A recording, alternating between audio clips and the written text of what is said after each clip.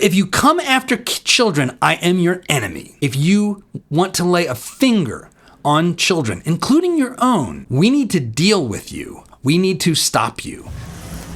Hey there, friends, fans, and foes of Dad Saves America. John Popola here. And first of all, I have to wish you all a very happy new year.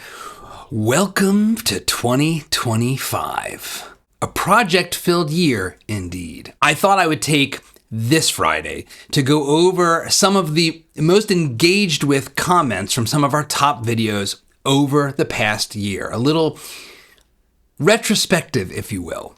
And it was a big year for us here at the channel. We entered 2024 with a little over 50,000 subscribers. And as we sit here today, we've got over 250,000. So thank you all for showing up, for contributing, for engaging, and for caring. And it's a big year ahead. We've got a lot of exciting plans, and I can't wait to share some of them with you. But let's first dig into some of your feedback for me. Here we go. All right. From Bruce Hoffman, 2126. There was a school in Texas that increased the number of breaks throughout the day. They found that the boys' behavior improved significantly. Well, that makes a lot of sense. Because as we heard from our guest, Christina Hoff Sommers, and I think that's what this comment came from, boys are physically way more rambunctious on average than girls. And it is one of the reasons why school on average, typical public school, and a lot of private schools that look like public school, are more or less like structurally rigged against boys.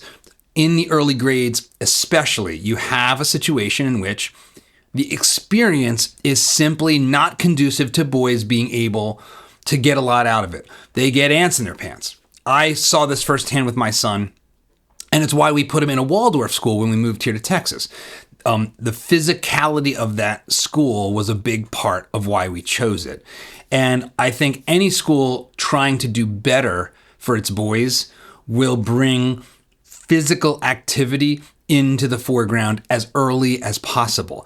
Any school can adopt this. All we have to do, frankly, to help close the gap between boys and girls in schools is recognize that they're actually different and that they have different needs. And when we do that, you realize there are things that, on average, the sexes need differently. Girls are more auditory processors, boys are more physical, just like as we see on average in adults. Men are more interested in things, and women, on average, are more interested in people. And this is what we see in our professions. That's why men tend to dominate. Well, first of all, they dominate all of the dangerous stuff, the military, all things physical. You don't find a lot of women on oil rigs for obvious reasons. Well, obvious if you have a functioning brain and eyeballs. But, and women tend to dominate the fields that are more relational, teachers, healthcare, etc. And this is true cross-culturally. Everywhere you go on the planet, you see this. As Jordan Peterson has pointed out, in the most egalitarian societies, you will find these differences are actually even larger. Places like Scandinavia, you will find the gaps in the free choices men and women make on average widen, even though they are as egalitarian as we can get on planet Earth. And so I think that recognition of reality has to start from the beginning, and our schools should be basing their pedagogy on reality. So great observation. Great thing to advocate for in your school as a parent. All right, next up. As you all know, I don't like communism. If there's a recurring theme, it's communism bad. And I don't tend to mince words. I tend to call most of the things that are communism adjacent just communism. And one of the reasons why is because I see a rising sympathy for communism with a capital C. And so here is a couple comments to that effect from BC Whitey60L. I work with people my age who aren't even sheepish about advocating for communism with a capital C. They just laugh when I point out that their ideas are communism. And one more, John Quebec. this is a quote, "It cannot be understated. Bolshevism was the greatest human slaughter of all time. The fact that most of the world is ignorant of this reality is proof that the global media itself is in the hands of the perpetrators."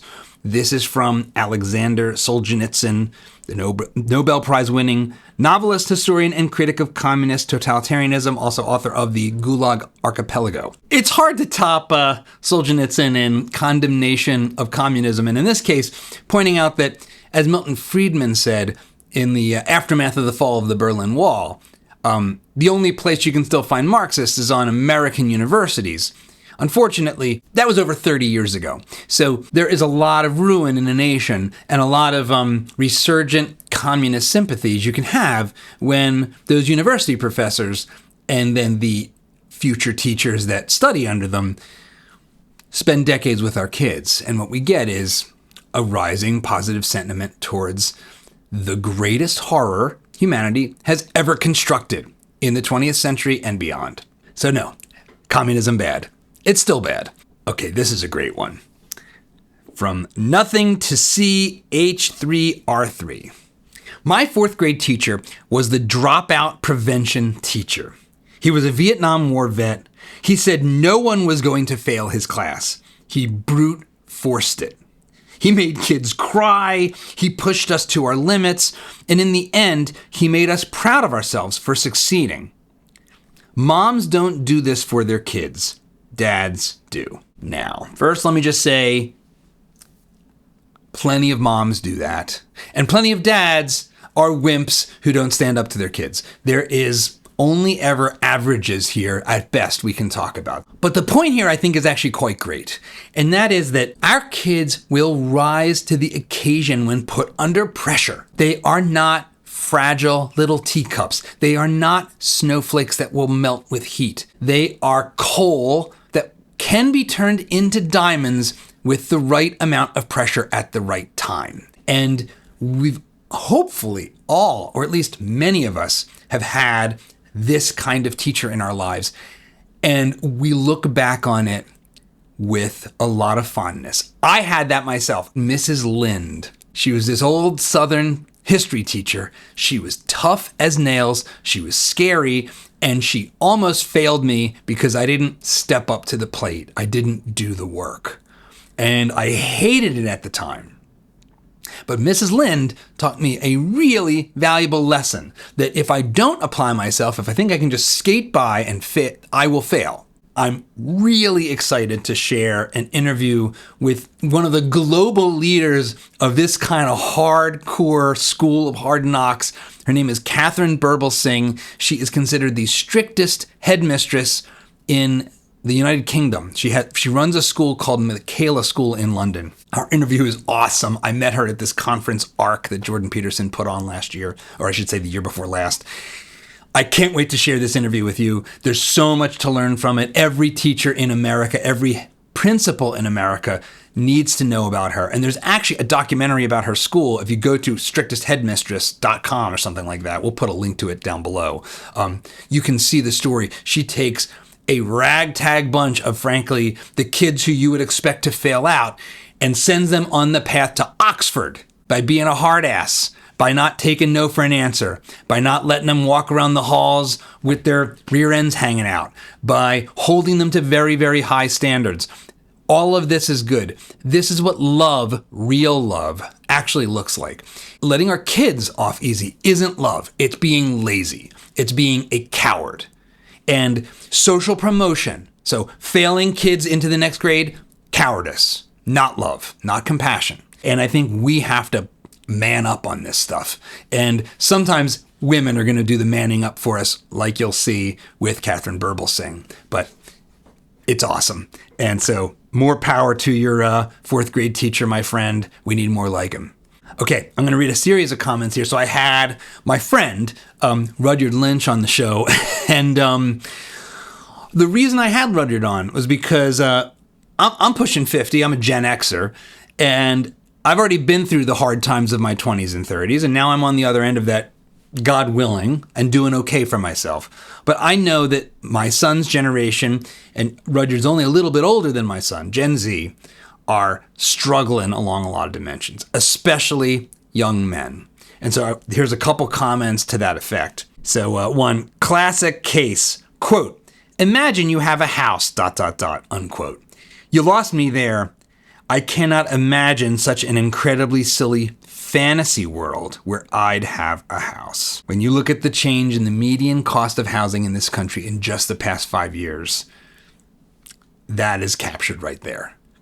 We went from, I think, something like an average median home price of something around $250,000 in 2019 to over $410,000 today.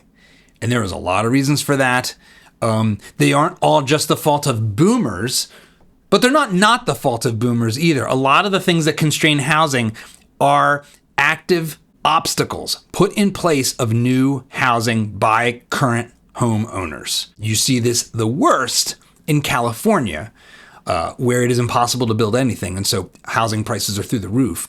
You actually see the maybe best counter-argument to that, a kind of radical laissez-faire building policy in one of the densest cities in the world, Tokyo. Tokyo has actually had relatively flat housing prices over decades and decades, even as its population has doubled, because they let you build stuff in Tokyo way easier than in a lot of American cities. And I actually want to go over this a lot, the cost of housing, why housing is so unaffordable in this country in the year ahead, and because I think it is the stuff of revolutions. When the basic cost of living is put out of reach for most Americans, or for at least a large number of Americans, it's bad times. And there's no reason for it other than, frankly, just cronyism and political screwjobbery. All right, next up, along these lines, I'm a 25-year-old man. It really bothers me how much what Rudyard says resonates with me. I want him to be wrong so bad, and then he describes my life perfectly, and I'm like, F, every time. This is why I had him on the show. There's a lot of people working on this in this podcast verse. Chris Williamson, who's a friend of mine that runs the Modern Wisdom show, he talks about some of these issues a lot with young men. All I can say is this: our culture has turned against men, obviously. And one thing Rudyard pointed out that I hadn't really thought about quite as much is that you guys in your early 20s, you came into middle school, high school during Me Too. And I haven't fully grappled with just how painful and crazy that is. But when I put myself back into middle school, high school, and think about how hard it is to deal with the opposite sex when your hormones are raging and I was not good. I had no game. I was covered in acne, and I think I still have the scars of being, a loser in high school in my life. I think I still have a little bit of a chip on my shoulder from it, if I'm perfectly being honest. But to imagine actually that the entire society is actively saying, we are against you. The future is female. That teachers would go to school with a classroom that's half boys wearing a t-shirt saying the future is female, and think that that's okay. Or think that the 10-year-old, 12-year-old boy in your class who will, in the blink of an eye, be a 25-year-old young man and the future generation of this country is part of the patriarchy. I mean, that is just mass psychosis. And I think we are maybe starting to get over this psychotic, delusional, mostly Marxist fever dream. And the only thing I would say in addition to that for now, and I want to go into this much deeper, but some of the comments I got in this thread were pretty heinous. And I understand it. I understand the anger. I understand the anguish. You can't have hate in your heart for the opposite sex, though. That's not going to get you anywhere. You have to find a way to say, you know what? This is the cross of our time to bear. And I got to be a man anyway. I got to man up and say, I'm just going to overcome all this bull. That's me being the most dad of Dad Saves America I can be. But that is what I tell my son. You have agency. And in fact, if you look around and say to yourself, I see my peers are broken. To some extent, and I don't think this is literally true, but to some extent you could look at that and say, there's a lot less competition for a confident, competent person like myself. And it turns out if every single one of you chose to react to the struggles of this moment that way, the country would be revolutionized. It would, because it isn't actually a zero-sum game. Most of life in the modern world isn't as zero-sum as we think. And having that growth mindset and saying, I am going to accept responsibility. And I know I'm just channeling Jordan Peterson here, but I'm also channeling my own dad and his dad before him. You have no choice but to do that. And that doesn't minimize the challenges you face. It doesn't minimize the satanic communist whack jobs that are trying to go after you at every turn in the culture. But I think they're in retreat, and now is a good time to throw spears at their backs while they run. And the best way to do that is succeed. All right, one more on this front. The amount of lost young men in this country should tell you enough. Idle hands with no hope or future is a dangerous combination. That's from Royal Oak. I think that does say it best. It is why I hope that we can see a positive male renewal in this country. I also think you can find a lot of power in faith. It is a great place to find a source of strength. I am a Catholic. I'm a Christian. I think that would be what I would advocate for. And he's the other guy that would tell you to carry your cross, the guy that did it himself. So I'm rooting for you. I'm here for you. And in the year ahead, if you're watching this and want to dig in together, we're going to be doing Zoom calls over at dadsavesamerica.com where we can dive a little deeper, and it doesn't need to be broadcast for all the world to see. So head over to dadsavesamerica.com and subscribe, because we're going to start doing some of that for our premium members. And that's going to be fun and I think fulfilling for everybody. Okay, here we go. So a couple weeks ago, I did the first in what I will be a lot of videos about healthcare. It was in reaction to the execution of the United Healthcare CEO, Brian Thompson. A lot of feedback that was surprising to see in this comment section. I'm not going to back down on my thoughts, even though a lot of you were like, how dare you? Dad saves the 1%. What are you apologizing for this guy? He's just a murderer, just like Luigi. I have a lot of thoughts here. I think some of you misinterpreted me to be doing apologetics despite being explicitly saying I wasn't. But here's a comment that I think is both level-headed and captures, I think, a lot of people's feelings about this. From Mario. Ironically, Mario and Luigi. All right. Shouldn't we also consider how many lives this CEO took? United Healthcare denied my retired mother a medication that almost took her to the grave. They covered a cheaper version that's barely giving her a decent life after 3 months of fighting them. So if you aren't in a position like my mother that wasn't capable of breathing without excruciating pain, maybe you should listen to both sides of the stories. Not at all in favor of this CEO's execution, but at the end, nobody pays for their wrongdoings, whether it's healthcare or real estate bubble or the next big ripoff, always paid by blue-collar workers' taxes. That sucks.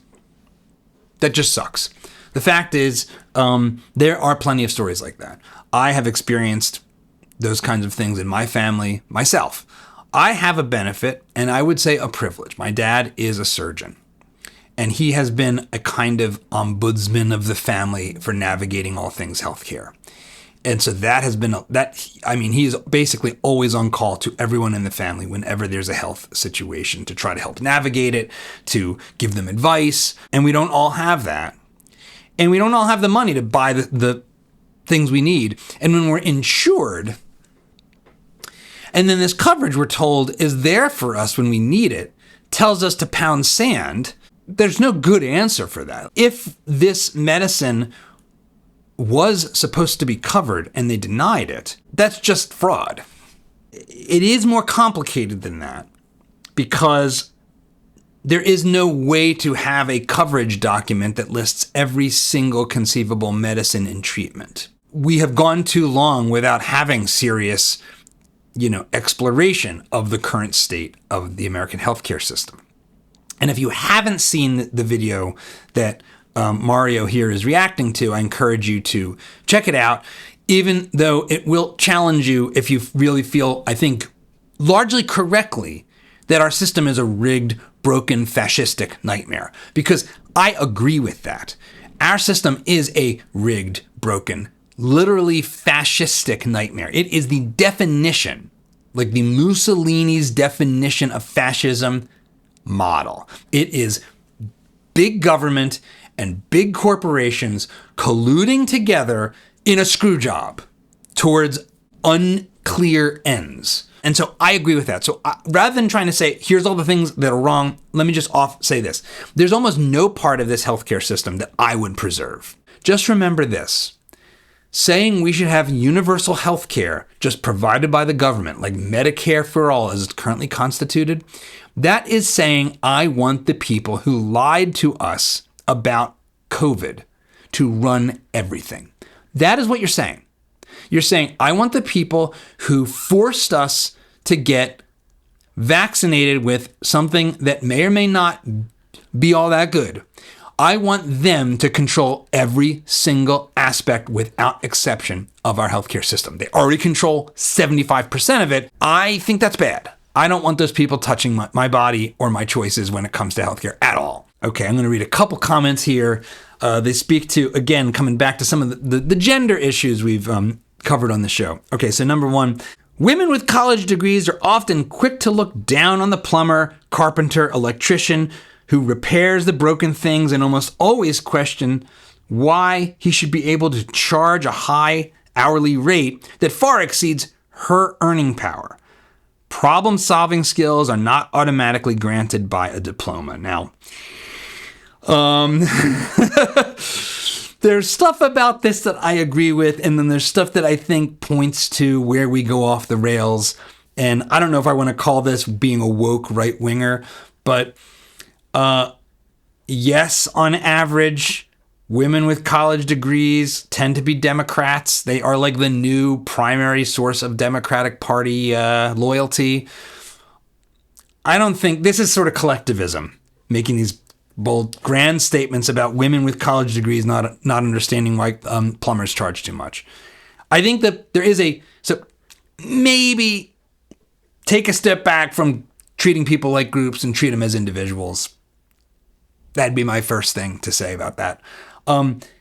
It does point to the fact that there is this sort of class-based education, more like schooling-based set of biases that are very, very real. People that get degrees, that go into paper mill industries, most of which are hubbed and connected through the Acela line running from Boston to DC with New York and Philadelphia along the way, take for granted all the work that goes to build the world we have and seem to think that pushing paper around is the same thing. And it's not. And I think that is a divide in our society that's very, very real. There's plenty of men who think that way too. And again, I think we should generally try to treat other people as individuals. But I kind of take the point, even if it's a little, not my favorite way to word it. Doodle me crazy. Me crazy? Doodle me crazy?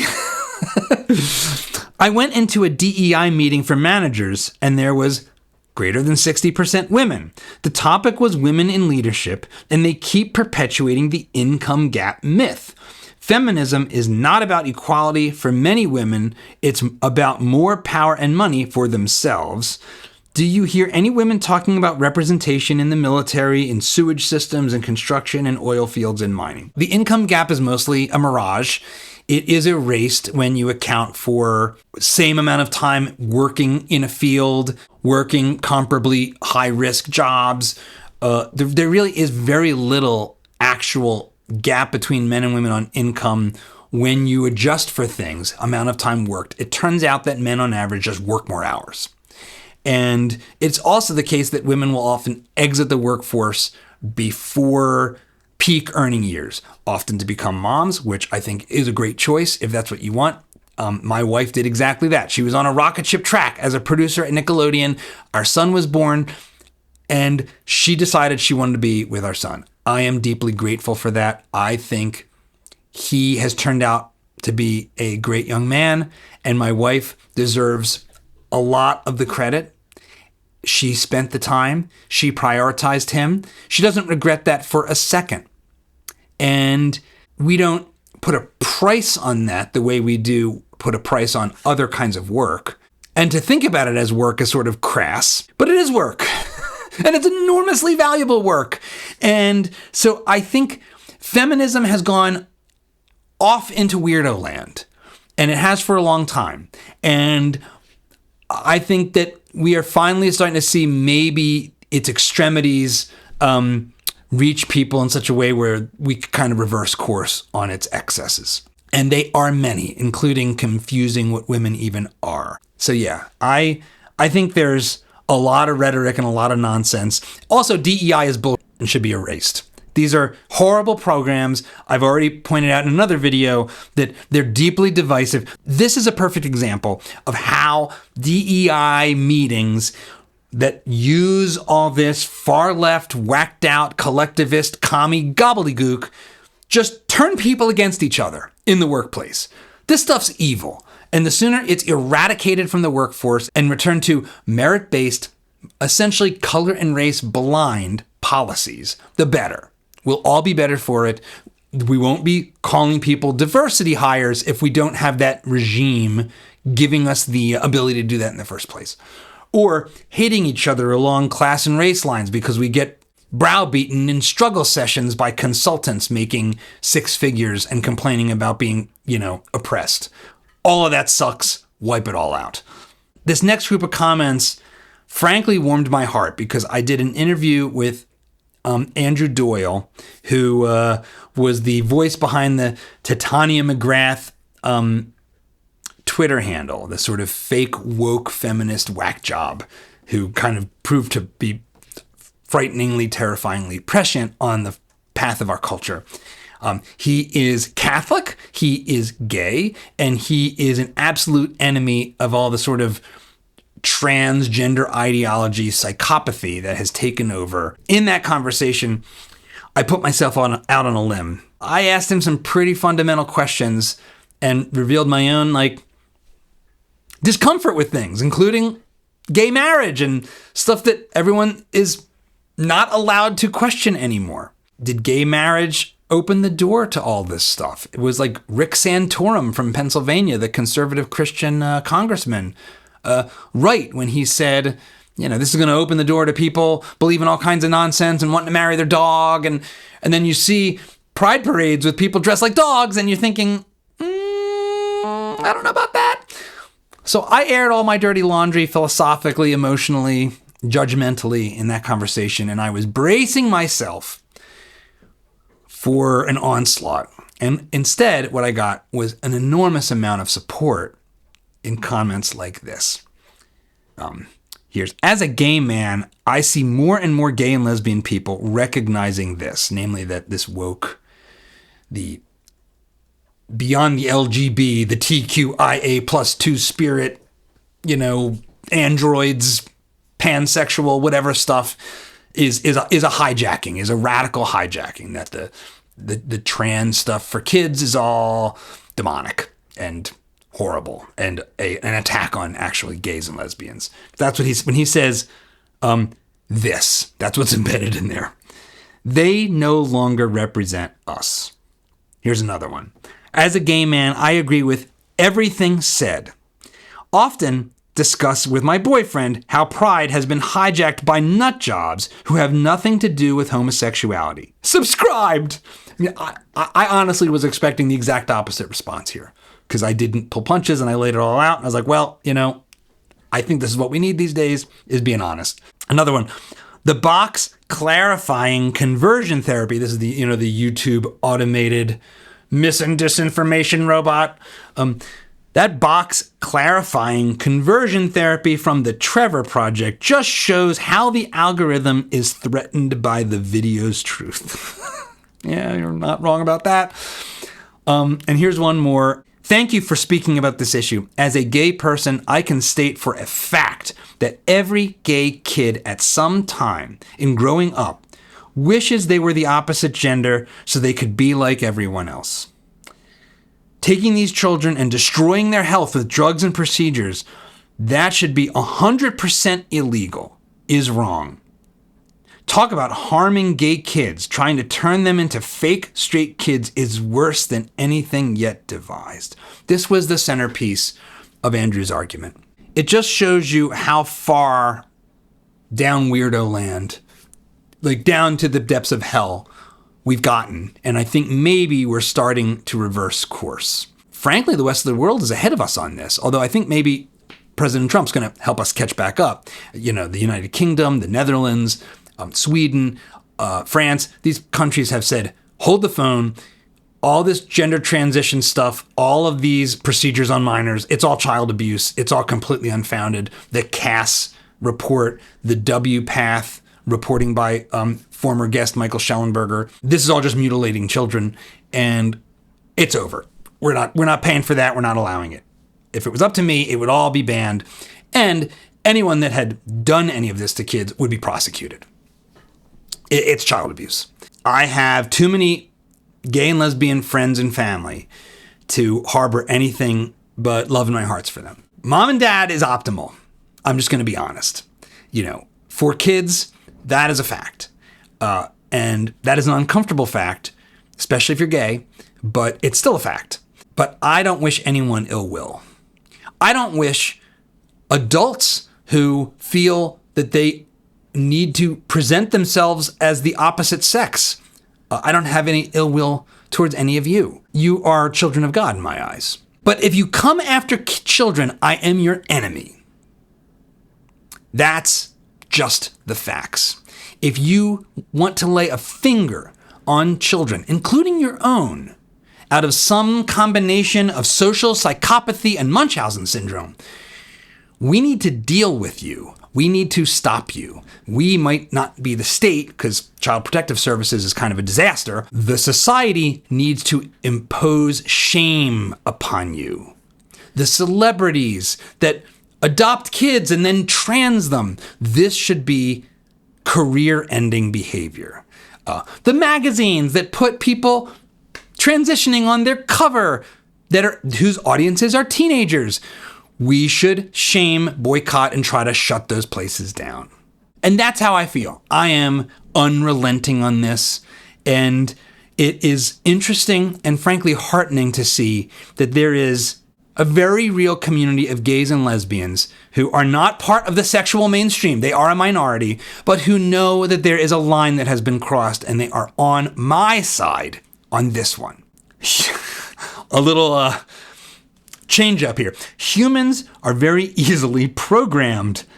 And if you're not, you're having a hard time deprogramming anyone else. I don't know how to respond to this. Are we programmed? I mean, I think we are kind of programmed. I mean, I think in some ways, like, even the postmodernists kind of get this right, that our social environment, the consensus as we perceive it to be, programs us to a greater extent than we want to admit to ourselves.